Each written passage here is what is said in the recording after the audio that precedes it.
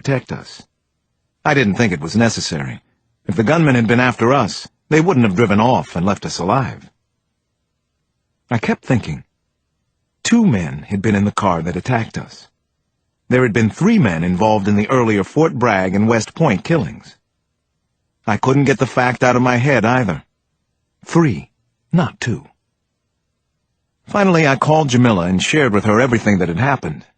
Detective to detective, friend to friend. She didn't like the actions of General Hutchinson in the Army either. Just talking it through with her helped tremendously. I was thinking about doing it more often, like maybe every night. I finally fell asleep on that thought. Chapter 71.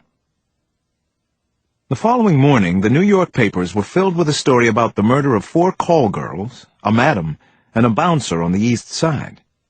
The women were Vietnamese and Thai, and because of that, I talked to the detective in charge of the investigation in Manhattan. So far, the NYPD was nowhere on the Grisly case. I thought about going to New York, but there were other things pressing on my mind.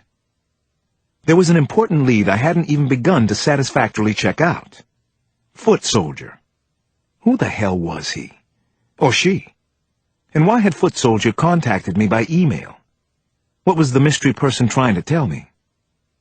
Owen Handler had given me a few names, and I had Ron Burns track a few of them down.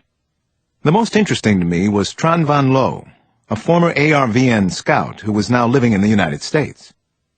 There was a catch, a big one. Tran Van Lo was on death row in Florence, Colorado. He'd been found guilty of murdering 9 people in Newark and New York City. I knew a little about the federal prison at Florence, and had even been there once. That was the second catch. Kyle Craig was imprisoned there, my old nemesis. Kyle was also on death row. The Florence ADX was one of the so-called Supermax prison facilities. 36 states now had them.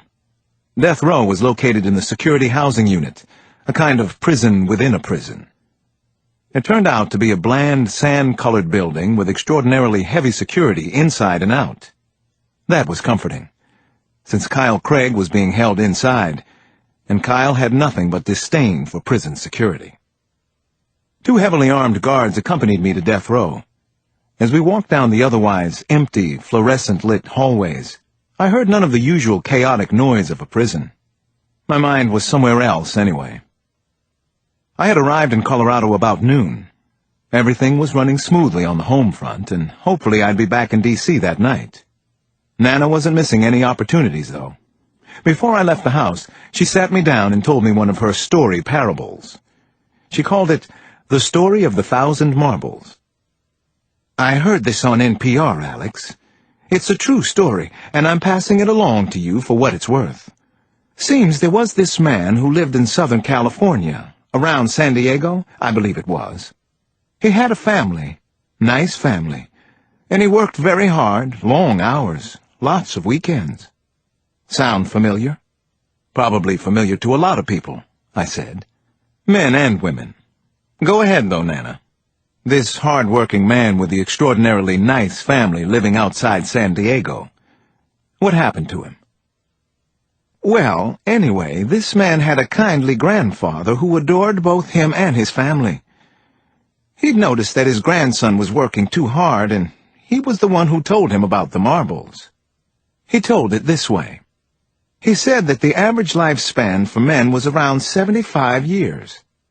That meant 3,900 Saturdays. To play when you were a kid, and to be with your family when you got older and wiser. I see, I said. Or to play once you got older, or even to give lectures to anyone who'll listen. Shush, Alex. Now listen. So the grandfather figured out that his grandson, who was 43, had about 1,660 Saturdays left in his life, statistically speaking. So what he did was he bought 2 large jars and filled them with beautiful cat's eye marbles. He gave them to his grandson, and he told him that every Saturday he should take 1 marble out of the jar, just 1, and just as a reminder that he had only so many Saturdays left, and that they were precious beyond belief. "Think about that, Alex, if you have the time," said Nana. So here I was at a Supermax prison on a Saturday. I didn't think I was wasting the day, not at all. But Nana's message had sunk in anyway.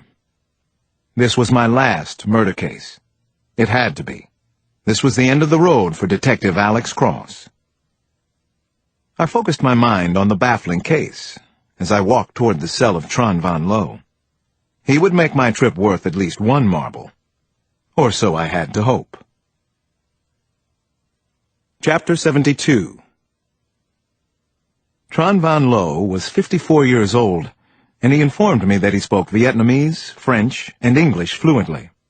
His English was excellent, and I couldn't help thinking that he looked more like a college professor than a prison inmate convicted of several murders. Lowe wore gold wire-rimmed glasses and had a long gray goatee. He was philosophical, about everything, apparently.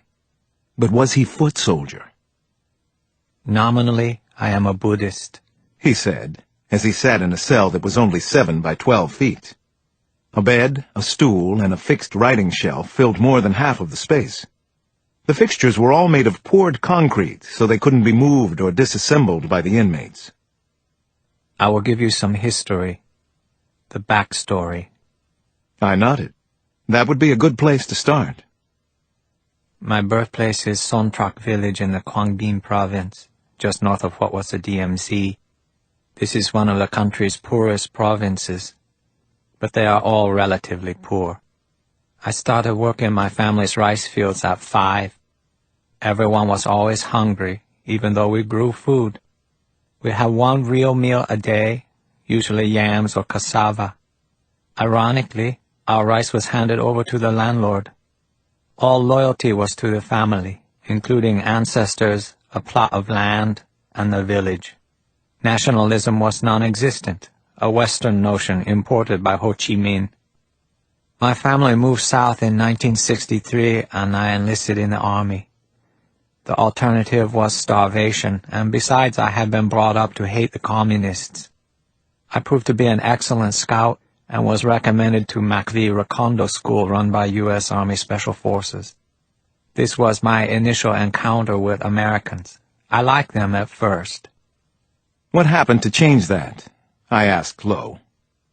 Many things. Mostly, I came to understand that many of the Americans looked down on me and my countrymen. Despite repeated promises, I was left behind in Saigon. I became a boat person. I finally got to America in '79. Orange County in California, which has a very large Vietnamese population. The only way we could survive was to recreate the family village structure from our own country. I did so with a gang, the Ghost Shadows. We became successful at first in California, then in the New York area, including Newark. They say I murdered members of rival gangs in New York and Jersey. Did you? I asked Lowe. Oh, of course. It was justifiable, though. We were in a war. He stopped talking, stared at me. So now you're here in a Supermax prison. Have you received a date for the execution? No, which is very humorous to me. Your country is afraid to execute convicted murderers. It's comical? Because of things you saw in Vietnam? Of course. That is my frame of reference. Atrocities committed in the name of military activity. It was war, Detective. Did you know any of these men in Vietnam? Ellis Cooper, Reese Tate, James Etra, Robert Bennett, Lawrence Houston? Lowe shrugged. It was a long time ago, over 30 years, and there are so many American surnames to remember. Colonel Owen Handler? I don't know him. I think you do. Actually, Colonel Handler was in charge of the McVie Recondo School when you were there being trained as a scout. Lowe smiled for the first time. Believe it or not, Detective Cross, the scouts didn't usually get to meet the man in charge. But you met Colonel Handler. He remembered you to the day he was killed. Can you help me stop the murders? I asked Lowe. You know what happened over there, don't you? Why did you agree to see me? He gave another indifferent shrug. I agreed to see you because my good friend asked me to. My friend is Kyle Craig. Chapter 73. I could feel a cold spot where my heart was supposed to be. This couldn't all be leading to Kyle Craig. I had put him here in Florence for all the murders he had committed, and now, somehow, he'd gotten me to come and visit. Hello, Alex. I thought you'd forgotten all about me, Kyle said when he saw me. We met in a small interview room near his cell block. My head was full of paranoid thoughts about the coincidence of seeing him again. He couldn't have set this up. Not even he could do that. Kyle had changed physically, so much so that he resembled one of his older brothers, or maybe his father, more than his previous self. When I had been pursuing him, I'd met everyone in Kyle's family. He'd always been gaunt, but in prison he had lost at least 20 pounds. His head was shaved and he had a tattoo on one side of his skull.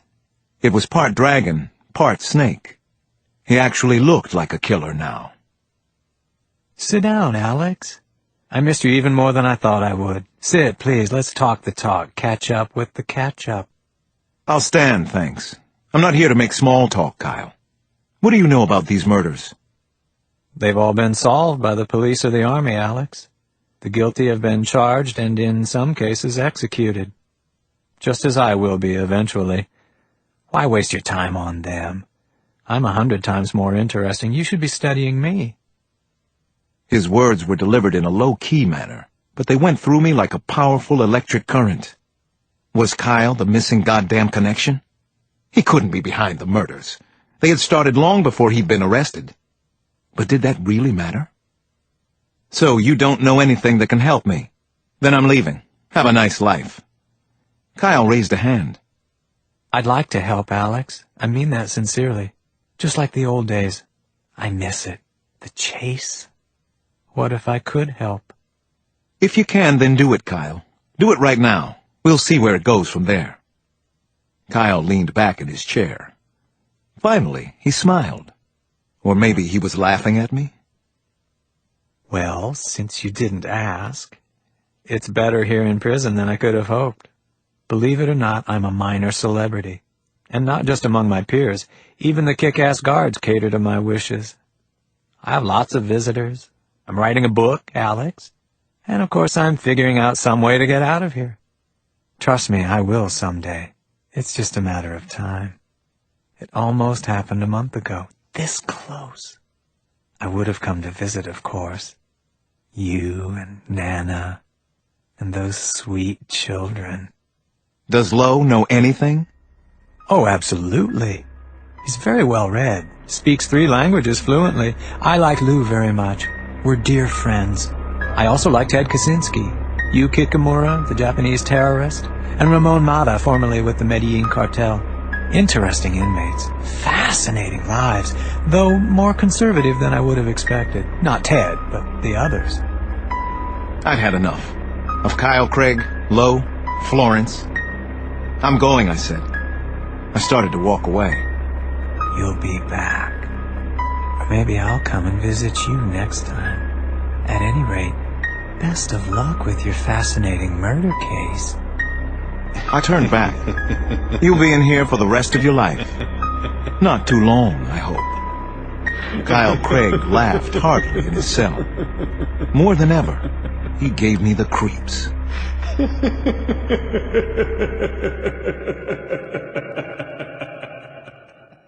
Chapter 74. As John Sampson drove into Bay Head, New Jersey, he felt his spirits rise dramatically, and the very pleasant sensation inside made him smile to himself. He was doing a lot of that lately. Hell, he was going to ruin his tough guy image if he kept this shit up much longer. He drove along Route 35, past sprawling beach houses, Central Market, and a couple of picturesque, whitewashed churches. This part of the Jersey Shore was quiet and undeniably pretty. He couldn't help but appreciate the serenity and the well-preserved beauty. A slight breeze from the ocean blew through the open windows of his Cougar. Geraniums and rose hips bloomed along the side of the road, obviously planted by the village itself. What was not to like? He was glad to be here again.